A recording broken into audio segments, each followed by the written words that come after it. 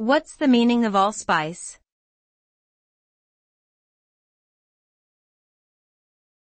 Allspice.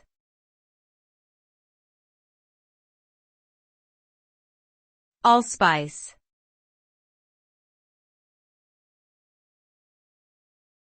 Allspice.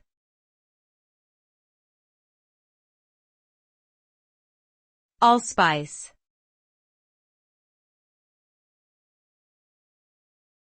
Allspice.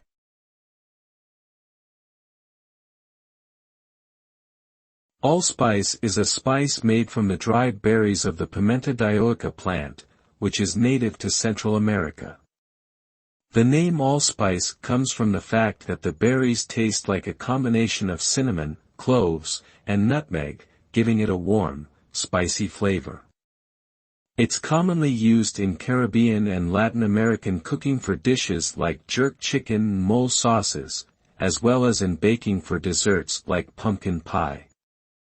Overall, allspice adds a unique depth of flavor to savory and sweet dishes alike.